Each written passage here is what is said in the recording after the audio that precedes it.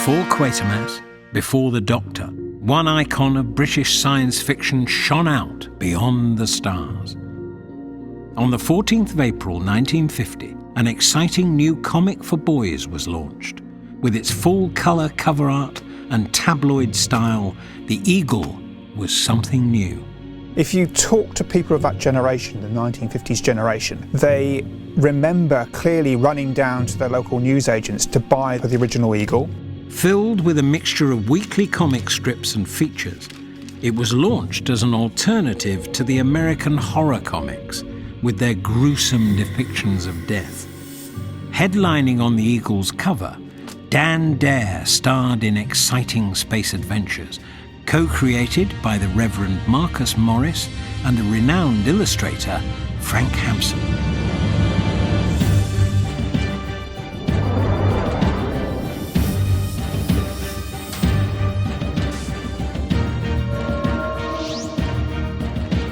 Everything about the world of Dan Dare was meticulously planned and designed by Hampson and his team.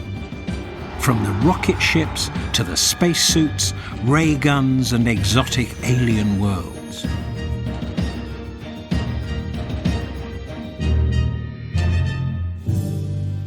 They also created Dan Dare's archenemy, the evil Mekon, supreme ruler and chief scientist of the fiercely logical Treens of Venus.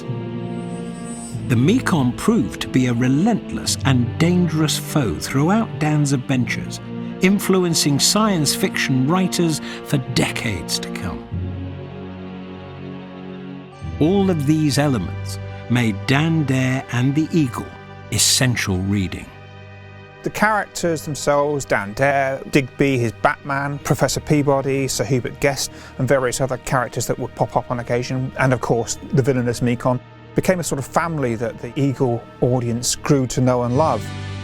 But Dan Dare didn't just conquer the comic book world.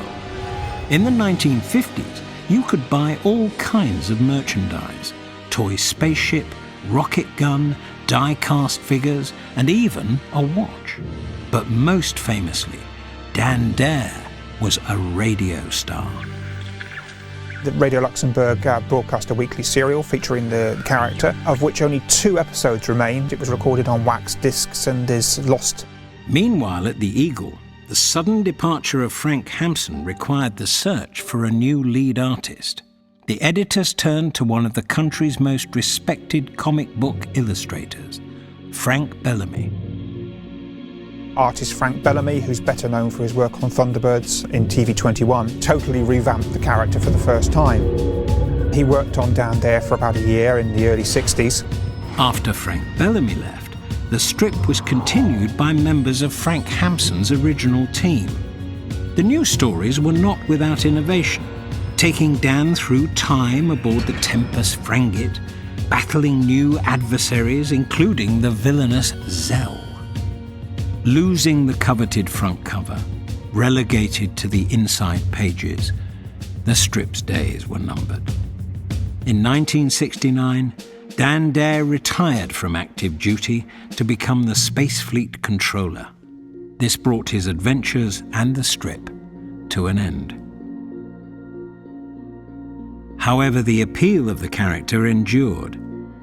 And in 1977, Dan Dare was dramatically reimagined for a new generation in the pages of 2000 AD, this time controversially presented as a punk Dirty Harry type character.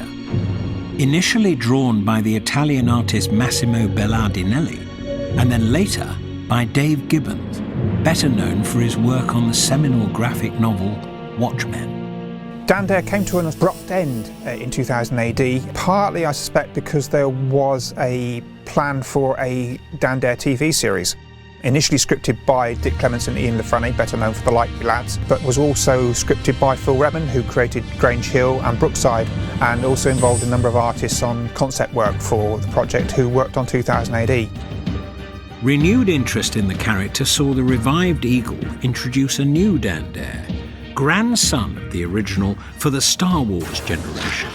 Along for the ride were some new friends and old enemies. Dan next returned to the airways in a 4-part Radio 4 dramatisation of Voyage to Venus, starring Mick Ford. Then in 2007, Virgin Comics miniseries by Garth Ennis and Gary Erskine updated the characters and stories in surprising new ways for a post-9/11 world.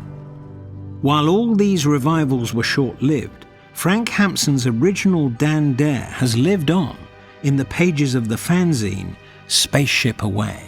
They've created all new adventures featuring the original Dan Dare and his team in the style of the original comics, with a lot of reverence for the original source material. While a second live-action television show faltered during the planning stages, an animated series finally premiered in 2002. It was done with the special effects company that also worked on Babylon 5 originally, and has had an incredible success, not in the UK where it wasn't very well broadcast, but has a strong following in South America and other places where it has been sold in. It shows you just how adaptable the characters of Dan Dare are.